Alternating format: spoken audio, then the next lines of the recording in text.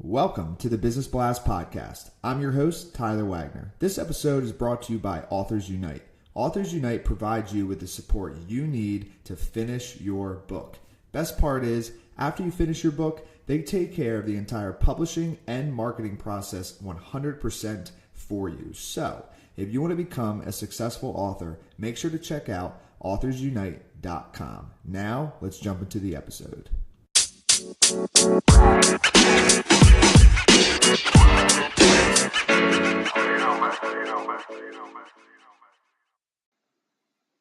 All right, everyone. Welcome back to another episode of the Business Blast Podcast. I'm your host, Tyler Wagner.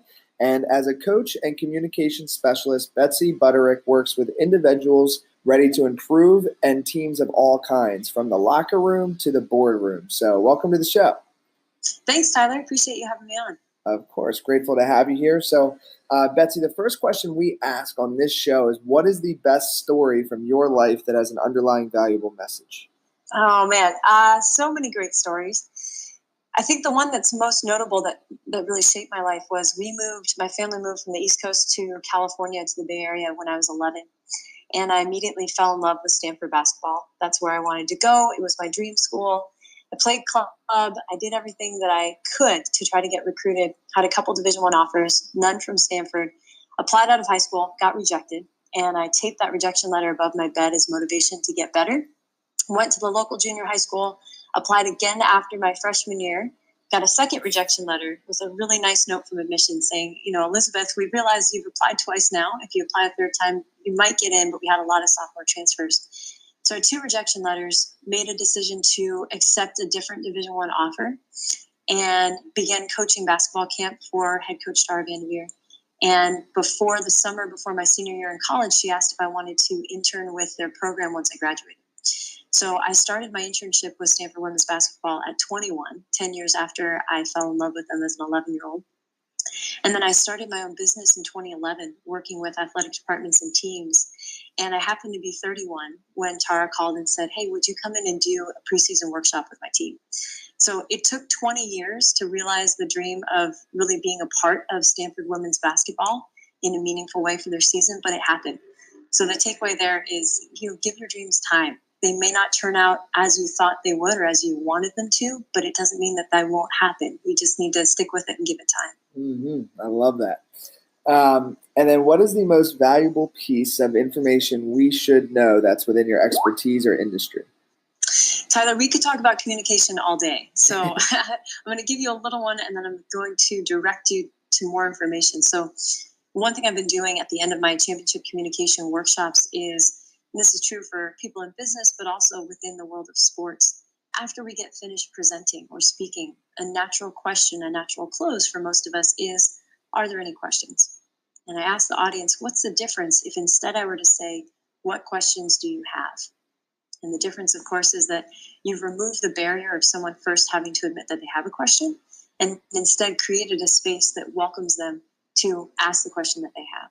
So that's one simple, there's so many things that we can do, small shifts in our language and the way that they can have a big impact. Another that I like to toss out there is what I call me too versus more you. So if, Tyler, you and I are having a conversation and you tell me about this time you went snowboarding in Tahoe, my natural inclination when you finish talking, or sometimes before you finish, is to say, oh yeah, when I went to Tahoe, and tell you what I call a me too story. We do this because we're trying to establish connection with another person. But what's interesting is you actually make a deeper connection when you skip over me too and instead go with what I call more you. So when you tell me about that time you went snowboarding in Tahoe, instead of me saying, oh yeah, when I was in Tahoe, instead, if I use that space to ask a further question, have you tell me a little bit more, I put in greater time listening, and that creates a stronger connection than if I were to try to do the relatable thing and tell you more about myself. So these are just a few of the tips that you can find on YouTube. If you Google my name, Betsy Butterick, on YouTube, there's 23 ACT videos.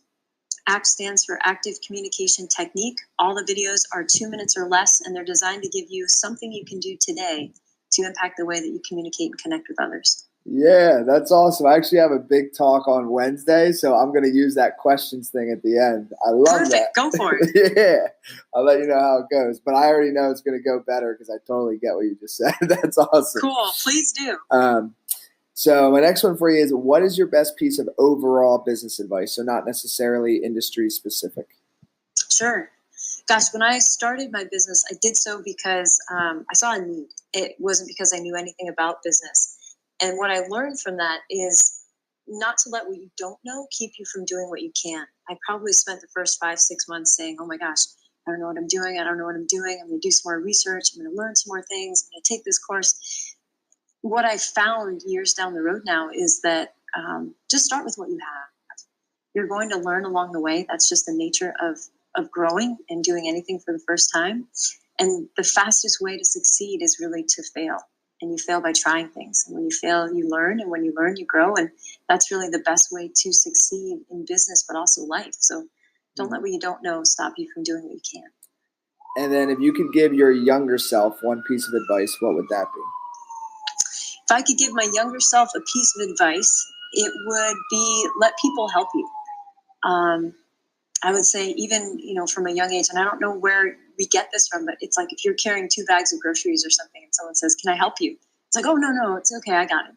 And what I've learned over time is that even if you've got it or you can get it, when somebody offers to help and you say no, you're essentially robbing them of an opportunity to be of service.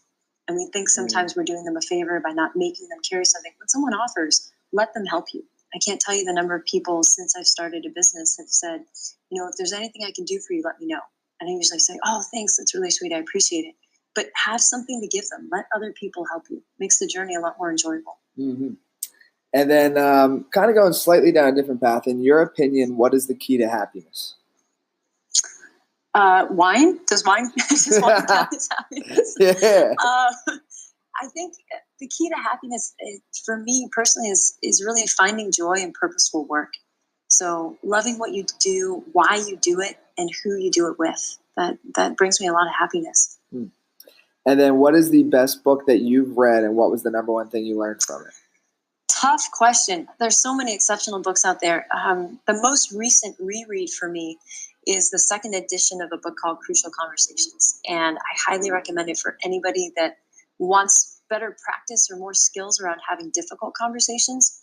The number one takeaway, kind of the first aha moment in rereading that book, was what they refer to as the fool's choice, which is believing that we have to choose between being honest and being polite. In reality, there's strategic ways that you can do both and do them well.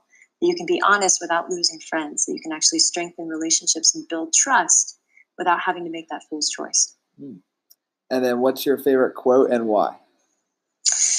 I'm a sucker for quotes. I'm going to cheat and give you 2. There's one by Rumi that says, let the beauty of what you love be what you do. And that's been a guiding force for me. And the other one I love is by Winston Churchill, which says, we make a living by what we get, but we make a life by what we give.